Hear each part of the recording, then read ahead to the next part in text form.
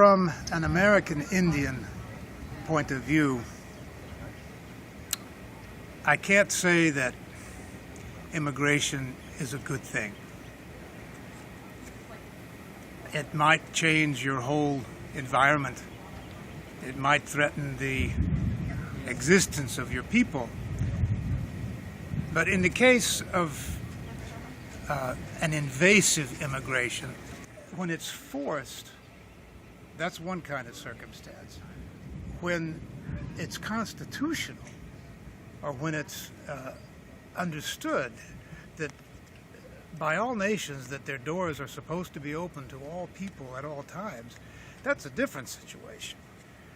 And I don't know of a single constitution of any country in this world that says it is obligated, that that country is obligated to receive anybody from anywhere at any time for any reason. I know of no such country, and yet this is what's happening in every country.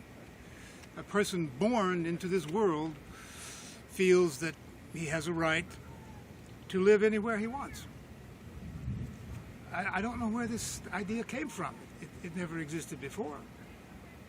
But it is the dominant quasi-moral code of the world right now.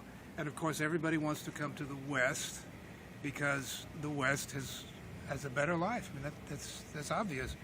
But in the case of, back to the American Indian, the lesson is, don't let it happen.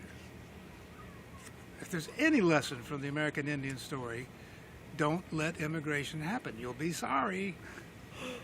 And the latest example, I'm going to have to quote the Serbians and what happened in Kosovo.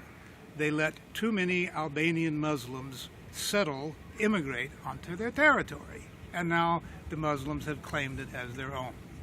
That's what Muslims are all about, is claiming territory. And it's awful easy to do in the West now because everybody's going by this unwritten moral code that you can live wherever you want. Nobody can stop you. You have a right to live wherever you want. It ain't so. Or if it is true, then nationhood is out the window. That is the doom of nationhood. Open doors. I would say the Muslims. I would say Islam. Because it has an intent, a stated intent for what it wants, what its goals are, and what it wants to accomplish. But the enemy underneath that is this open door policy. So those are the two things that are combined. White Western civilization feels, it's a macho thing. If you're Attila the Hun and you have guests, you let them eat out of the silver, you eat out of stone. You let them use the gold knives and you use a stick or something. It's macho. You treat your guests well.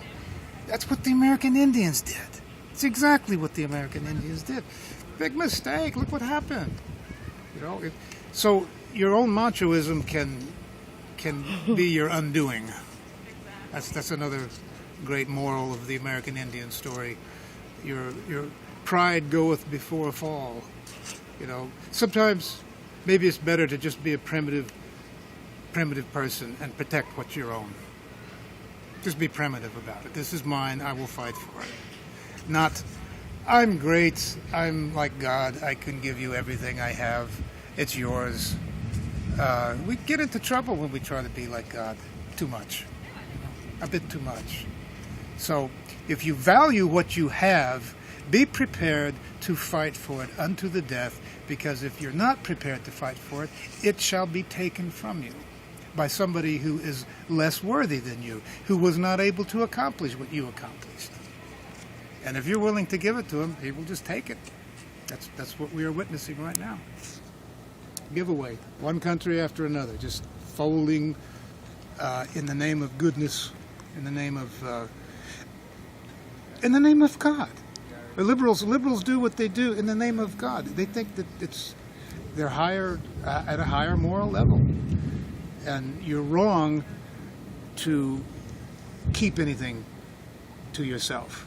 America belongs to the world, anybody who wants it, anybody who can make the trip over, who can risk their life from any place in the world, they deserve to live in America. If they made the effort to come here, they deserve it. You know, there's all kinds of... We always justify what we're doing. You have to justify yourself to live with yourself. So that's what always makes me revert back to the primitive mode. Again, if you have something, you better be prepared to keep it, because somebody will take it, especially if it's valuable. Take a lesson from the American Indians. Don't be too macho. Fight for what's yours. Always.